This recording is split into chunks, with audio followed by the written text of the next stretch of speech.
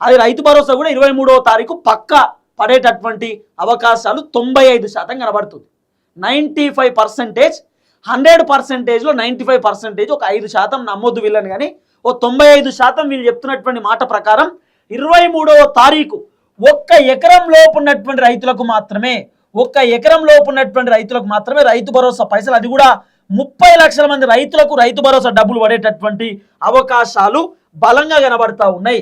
అది కూడా 3,590 కోట్ల రూపాయలు ఎకరం లోపు ఉన్నటువంటి రైతుల అకౌంట్లో వేయడానికి కాంగ్రెస్ ప్రభుత్వం సిద్ధంగా ఉంది.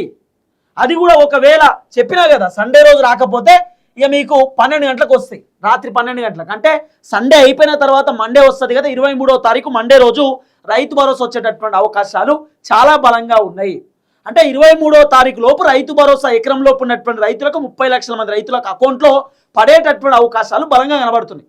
ఇక మిగతా వాళ్ళకు వస్తే రావా అంటే ఈ ఒకటో ఏదైతే ఈ నెల 23వ తారీఖు సుమారు ఒక ఎకరం లోపు ఉన్నటువంటి రైతులు 30 లక్షల మంది రైతులకు రైతు భరోసా ఇచ్చిన తర్వాత మళ్ళీ 20 రోజుల తర్వాత ఇస్తారట. మళ్ళీ 20 రోజులు అంటే ఏంది, ఏప్రిల్ 20వ తారీఖు లేదా ఏప్రిల్ 15వ తారీఖు రైతు భరోసాకు సంబంధించిన వ్యవహారంలో 5 ఎకరాల లోపు ఉన్నటువంటి రైతులకు ఇస్తారట.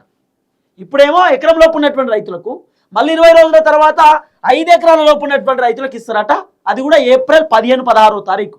మళ్ళీ ఏప్రిల్ చివరి వారంలో, అంటే ఏప్రిల్ 31 ఉందా, ఏప్రిల్ 31 ఉందా ఈసారి లడ్డు, ఏప్రిల్ 31 లేదా ఏప్రిల్ 30, ఒకవేళ 30 ఉన్నా 31 ఉన్నా ఏప్రిల్ లాస్ట్ రోజు వరకు రైతు భరోసా ఎంతమందికి ఉంటే అంతమందికి బ్యాలెన్స్ ఇస్తారట. 5 ఎకరాల లోపు పైన ఉన్నటువంటి వాళ్ళు 10 ఎకరాలు ఉన్నా, 20 ఎకరాలు ఉన్నా, 100 ఎకరాలు ఉన్నా వాళ్ళకి ఇస్తారట.